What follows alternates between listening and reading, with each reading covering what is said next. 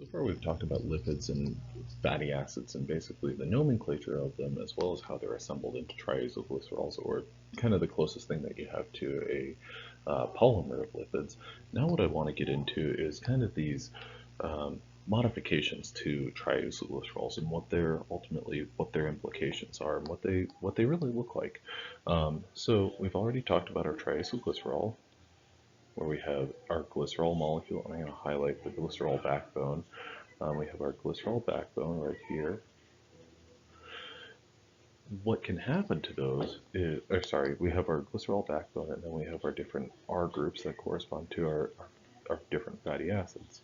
Now, what can happen to a triacylglycerol is it can become modified. Okay, so what I want you to look at here, this is a molecule known as a glycerophospholipid. Now, the modification to this is that you've taken that same foundational molecule, the triacylglycerol, but rather than one of these fatty acid groups being here, that's been substituted for a phosphate and a head group.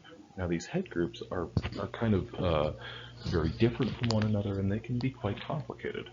In addition to, so we're going to talk about glycerophospholipids, and then another group of molecules or class of molecules is these sphingolipids. So now this is an example of, this last one here is an example of basically a glycerophospholipid derivatized into a sphingolipid.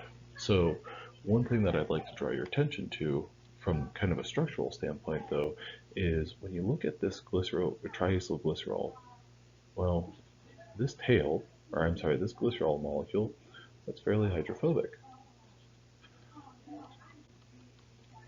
Likewise, this triacylglycerol tail is hydrophobic. Oopsies, phobic.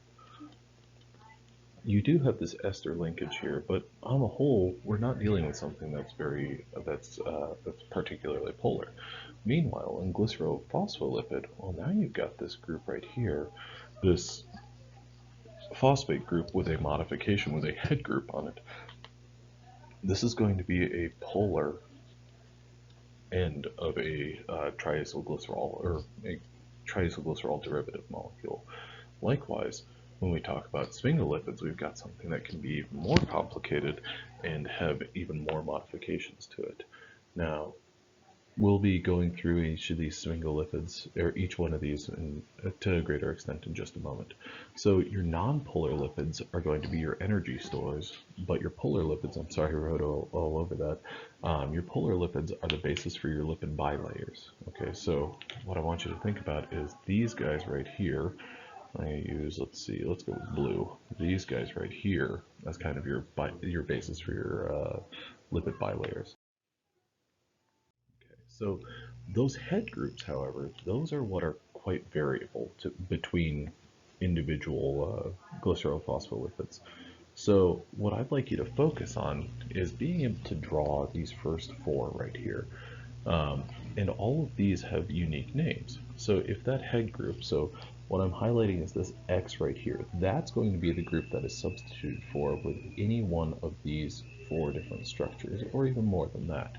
When you substitute any one of these groups in right here, where that X is, now you've made a phosphatidic acid molecule, phosphatidylethanolamine, and phosphatidylcholine, or phosphatidylserine. So one of the things that I'd like to focus on is, what does a serine structure look like? Serine looks like this. That's our amino acid, which we've drawn before.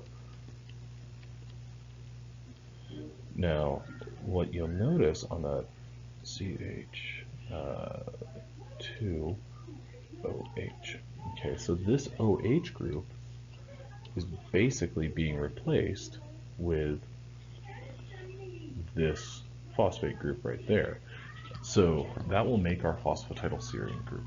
So it is a little bit tricky to look at that molecule as it's written on a single straight line and then visualizing it in 3 dimensions, but effectively this is your serine molecule, and so this right here is the serine residue in a straight line.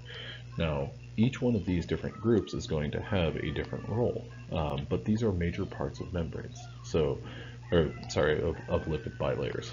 Now, as you can see, you can put like a group like myoinositol, and so this right here is going to be that phosphate group. So, and then if you go on down to phosphatidylglycerol, well, then you're making something super complicated and absolutely massive. But think about all of these different glycerophospholipids as being parts of membranes, different parts of your lipid bilayer. Some are going to be on the exterior, some are going to be on the interior, and the movement of that and how those interact with proteins on the inside and on the outside of the cell are going to be fairly significant. Okay. Now, sphingolipids are a mixed molecule that somewhat resemble that glycerol backbone. We've got a 3-carbon backbone right here, and I want to highlight that. Sphingolipids are a major membrane component, and they're derivatives of the C18 amino alcohol sphingosine. Okay, so sphingosine is going to be, or sorry, this guy right here is an example of a sphingosine molecule. Now what we've got that resembles our 3-carbon glycerol backbone is right there.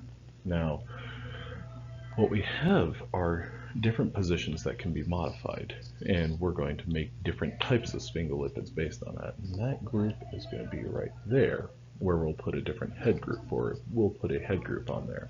Now, a ceramide is a basic unit of a sphingolipid.